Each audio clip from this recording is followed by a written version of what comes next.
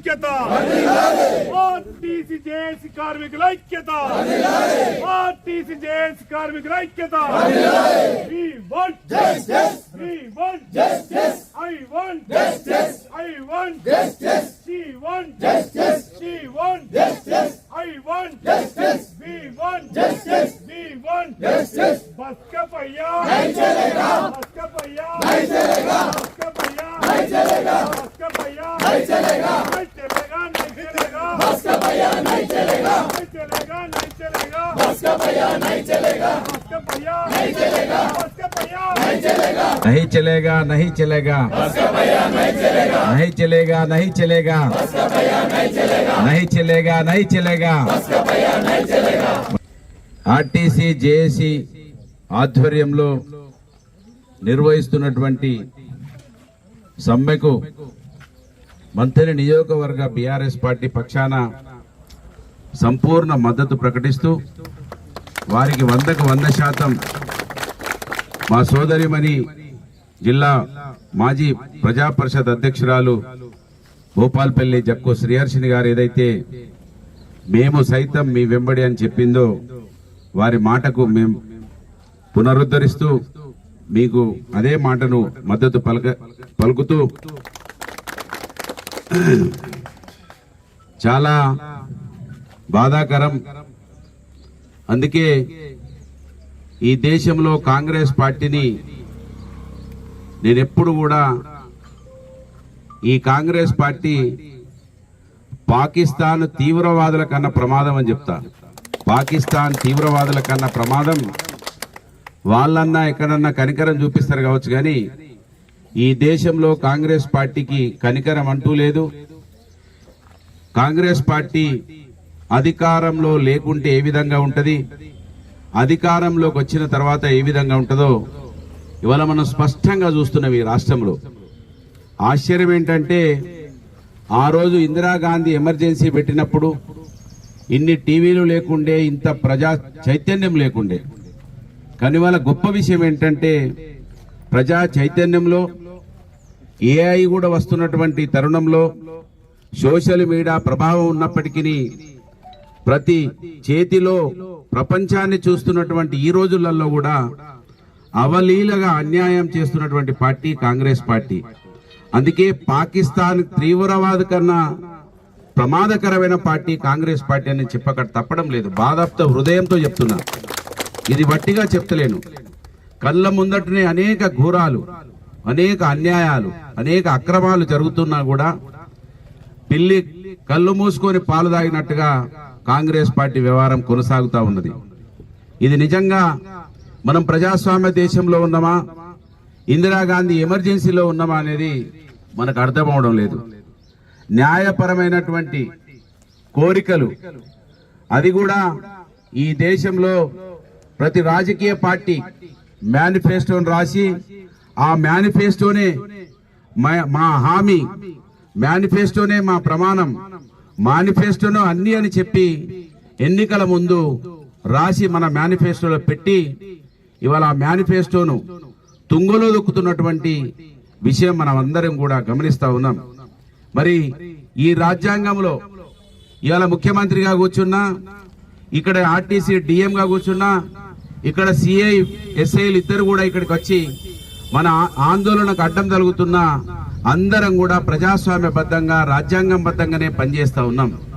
ఇక్కడ ఆర్టీసీ కార్మికులు కూడా ఇండస్ట్రియల్ డిస్ప్యూట్ యాక్ట్ 1947లో కల్పించినటువంటి వాళ్ళ హక్కులకు అనుగుణంగా ఈ కార్యక్రమానికి శ్రీకారం చుట్టినారు. దీనికి న్యాయబద్ధత ఉన్నది. న్యాయబద్ధత ఉన్నప్పటికీ ఇవాళ పోలీస్ వాళ్ళు ఇబ్బంది పెట్టడం, పోలీస్ వాళ్ళు అరిగోస పుచ్చుకోవడం. నేను అడుగుతున్నా, ఇప్పుడే మా సోదరిమని అంటున్నది, ఒక సోదరిమనేమో అన్నది, అన్నా మీ ఇంటికాడ మాకు ఆశ్రయం ఇచ్చినావు పుట్టలింగమ్మ ఆశ్రమంలో అని చెప్తున్నది. దానికే చాలా మందికి చెప్తున్నా, మంటి పనికైనా ఇంటోడు కావాలనేది ఇప్పుడు ఆర్టీసీ కార్మికులకు అర్థం కావాలి. ఈ మట్టితో సంబంధం లేని వాళ్ళు ఏ ఉద్యోగంలో ఉన్నా, ఏ కార్యక్రమంలో ఉన్నా వాళ్ళు మన గురించి ఆలోచించడానికి అనేక సాక్ష్యాలు మీ కళ్ళ ముందట ఉన్నాయి. కాకపోతే మాయ మాటలు చెప్పే వాళ్ళను నమ్మేటువంటి రోజులు పోతే మాలాంటి వాళ్ళ విషయాలు గుర్తొస్తాయి. కనుక ఒక మిత్రుడు ఏమంటున్నాడు, కనీసం టెంట్ వేసుకునే అవకాశం ఇవ్వని ఒక మిత్రుడు అడుగుతా ఉన్నాడు. నేను ఇక్కడ ఉన్న సిఐని అడుగుతున్నా, ఆయన ఎంతసేపు పాపం ఎప్పుడు కాంగ్రెస్ పార్టీలకు చేరాలని చూస్తున్నాడు. చేరితే మాకేం బాధ లేదు, చేరండి మీరు. కానీ సిఐ గారు, మీరు కూడా కానిస్టేబుల్ నుంచి కష్టాలను చూసి వచ్చిన వాళ్ళు కనుక ఇది న్యాయబద్ధమైనటువంటి, ఇది రాజ్యాంగంలో ఉన్నటువంటి ఆ హక్కులకు అనుగుణంగా ఇక్కడ ధర్నాలు జరుగుతూ ఉన్నాయి. దానిని మీరు కక్షగట్టి ఇబ్బందులు పెడితే అది మంచి పద్ధతి కాదనే విషయాన్ని గుర్తు చేస్తున్నా. మీలాంటి సిఐ ఒక ఆయన ఎక్కడ పరిగిల్లో ఎక్కడో లెటర్ ఇచ్చిండు. కాంగ్రెస్ పార్టీ వాళ్ళు ఎంత మోసగాలంటే, ఆ రోజేమే మీ దీక్షలకు వచ్చి మీకు సంఘీభావం తెలిపి మేనిఫెస్టో పెట్టి మోసం చేసి అధికారంలోకి వచ్చి ఇవాళ ఎంత అన్యాయం అంటే, ఇవాళ ఒక లెటర్ చూసారు, ఎక్కడ తాండూరు పోలీస్ అట టెంట్ హౌస్ వాళ్లకు, షాప్ ఓనర్లకి, ఫంక్షన్ హాల్ వాళ్ళకి, కమ్యూనిటీ కన్వెన్షన్ హాల్లకి హెచ్చరిక జారీ చేసినారు. వీళ్ళకి టెంట్లు వేయద్దని, వీళ్ళకి కుర్చీలు ఇవ్వద్దని. అంటే ఇంత ఒత్తిడి, ఇంత ఎమర్జెన్సీ మనం ఈ రోజులలో చూడడం అంటే కాంగ్రెస్ పార్టీ ఏది కూడా వాళ్లకు భయం లేదు. వాళ్లకు దోసుకోవడం, దాసుకోవడం, మళ్ళా అధికారం పోతే కన్నీళ్లు పెట్టడం అలవాటైందనే విషయాన్ని మనం సూక్ష్మంగా అర్థం చేసుకోవాలి. మనకు మర్చిపోయే గుణం ఆ భగవంతుడు ఇచ్చిండు. మర్చిపోయే గుణం ఎందుకు ఇచ్చిండంటే, ఎక్కడో ఒకడ మనం అనుకోకుండా తగులాడుతుంటాం. ఇప్పుడు ఆర్టీసీ బస్సులో మీతోటి కూడా చాలా మంది గొడవ పడతారు. కానీ ఆ గొడవను ఎప్పటికీ గుర్తు పెట్టుకుని అది చావుల దాకా, చంపుకోవడం దాకా పోవద్దు. కనుక ఆ గొడవను అక్కడక్కడనే మర్చిపోయే విధంగా దేవుడు మర్చిపోయే గుణాన్ని ఇస్తే, ఇలా మర్చిపోయే గుణాన్ని వాళ్ళ అధికారం కోసం, మన రక్తాన్ని తాగడానికి కోసం కాంగ్రెస్ పార్టీ వాడుకుంటా ఉన్నారు. అందుకే కాంగ్రెస్ పార్టీ మూలాలను మర్చిపోవద్దు. కేసీఆర్ అన్నాడు, వీళ్ళు ఏదో మాటలు చెప్తున్నారు, వీళ్ళు ఏమన్నా హిమాలయాలకు పోయో కశ్మీర్ పోయో ఆకుపసర దాగచ్చిర్రా, గదే మనుషులు వీళ్ళు మోసం చేస్తారు, దగా చేస్తారు, నమ్ముతే నట్టేట్ల ముస్తాడని చెప్తే ఇలా స్పష్టంగా మా కేకే రెడ్డి గారు కూడా ఆందోళనతోటి అనేక విషయాలు, మా సోదరి మనైతే చాలా చక్కగా ముస్లిం మైనార్టీ బిడ్డ చాలా చక్కగా చెప్పింది. కానీ ఈ కాంగ్రెస్ పార్టీ వాళ్ళకి అర్థం కావు. కనుక ఇవాళ మేనిఫెస్టో రాసిండ్రు, వాళ్ళే చెప్పారు.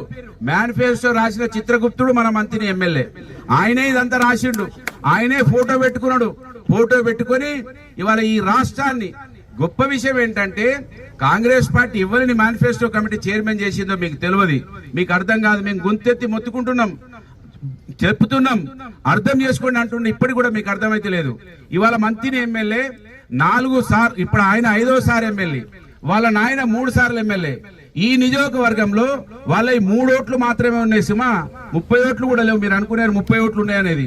3 ఓట్లు ఉన్నటువంటి కుటుంబం 40 సంవత్సరాల నుంచి అధికారం చెలాయిస్తున్నది. అంటే 3 ఓట్లు ఉన్న వాళ్ళు అధికారం 40 సంవత్సరాలు ఎట్లా చేపడుతున్నావు? ఏ విధంగా ప్రజలను మోసం చేస్తున్నావు? ఏ విధంగా ప్రజలను వాదుకుంటున్నావు? ఏదో ఆ చిట్టా ఏదో మాకు కూడా చూపించంటే సారు చిట్టా రాసిండు, 420 హామీలు రాసిండు. ఎట్లా మంత్రిని ముంచుతున్నాడో అట్లా రాష్ట్రాన్ని ముంచడానికి ఆయన మేనిఫెస్టో కమిటీ రాసిండు చైర్మన్ గారు. అలా రాసిండు 14వ హామీ మనదున్నది ఆర్టీసీ కార్మికులది. ఈ మీతో పాటు యావత్ రాష్ట్రాన్ని మోసం చేస్తున్నాడు మన మంత్రి ఎమ్మెల్యే గారు. అలా రాసిండు విలీనం చేస్తామన్నాడు, ప్రభుత్వ అధికారులతో సమానంగా జీతం ఇస్తామని రాసిండు. అంతేకాకుండా మీకు 2 PRCలు ఇస్తామని రాసిండు.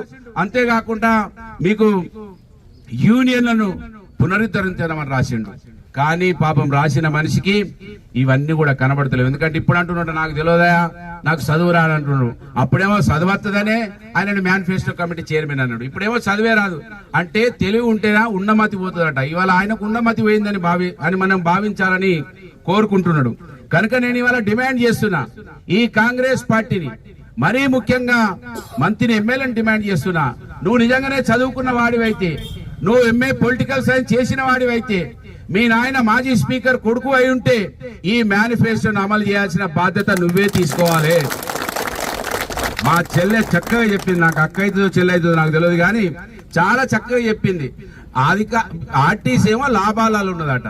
మరి ఆ లాభాలు ఎక్కడైనా ఇంత మా కుసర ఏమంటేనేమో మా దారిలో ఏమంటారు. వీళ్ళు మనుషులా ఏమన్నా? అన్ని చెప్తున్నారు. ఇదేమో ఆర్టీసీ లాభాలు ఉన్నది అంటున్నారు, కనీసం ఛాయ్ పోయారు. అంతేకాకుండా రాష్ట్రం బాగా ఉన్నది అని అంటారు, 4th సిటీ కడతామంటారు, కొత్త సిటీ కడతామంటారు, హైదరాబాద్ ను ఏది $3 ట్రిలియన్ తీసుకుపోతామంటారు. గా ముసలోళ్ళకి పెన్షన్ 20 అంటేనే ఇయ్యారు, గా వికలాంగులకు పెన్షన్ 20 అంటే ఇయ్యారు. రైతులకు రైతు బంధు వేయమంటే ఓ మీటింగ్ పెడితే ఓసారి 1000, మళ్ళీ నిన్న 1000. ఆ 1000 ఏమిటిగా నక్కరికి వస్తాయా? ఈ 1000 వచ్చే వరకు ఈ 1000 మాయమవుతున్నాయి, ఆ 1000 మాయమవుతున్నాయి.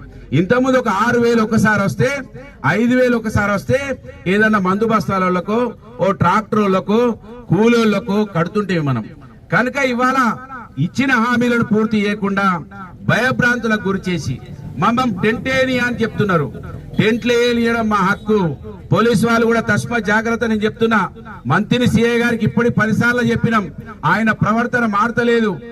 మా పెట్టెం రామయ్య గారికి ఒకసారి ఫోన్ చేయాలి. ఆయన ఇక్కడ పనిచేసిపోయిండు, పెట్టెం రామయ్య సిఐ గారు ఇక్కడ పనిచేసిపోయిండు. ఆయన రాష్ట్రంలోనే ఎన్కౌంటర్ స్పెషలిస్ట్. ఆయన చాలా అద్భుతమైన ఆఫీసర్. పోలీసులలో పెట్టెం రామయ్య తెలియని వాళ్ళు లేరు.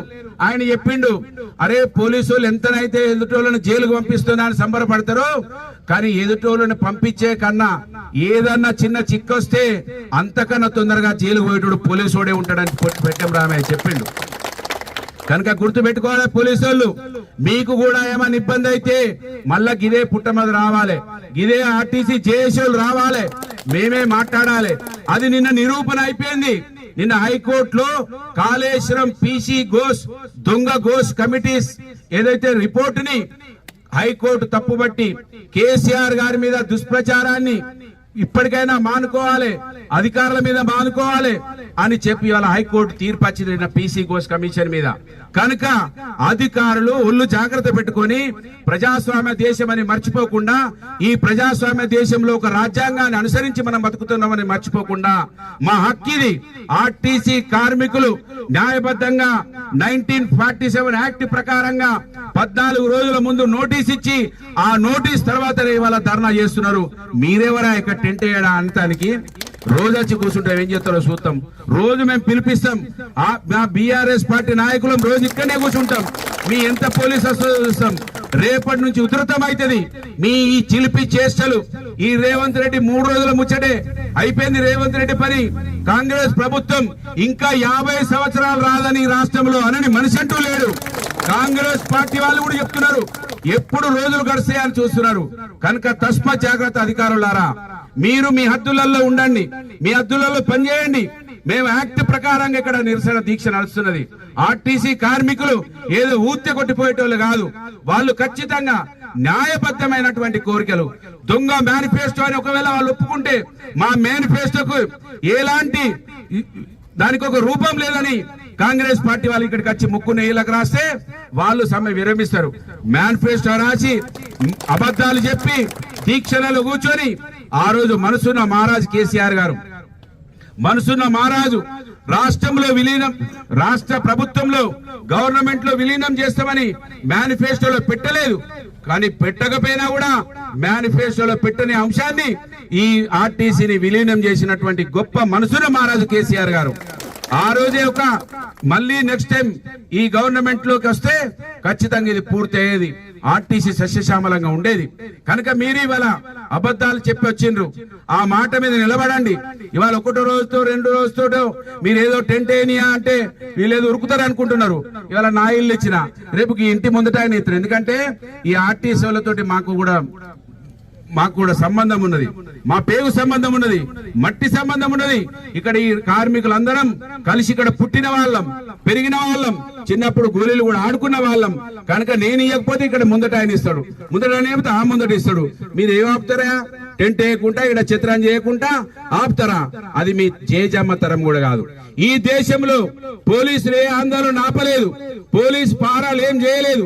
ప్రజలు చైతన్యమైతే, ప్రజల ఆకలితో ఆక్రోశం అయితే మీ ఆక్రోశానికి మీరు గురైక తప్పది. కనుక పోలీసు వాళ్ళు మీరు చట్టాన్ని చేతిలోకి తీసుకోకండి అని డిమాండ్ చేస్తా ఉన్నాను. కనుక కాంగ్రెస్ ప్రభుత్వం ఇప్పటికైనా కళ్ళు తెరవాలి.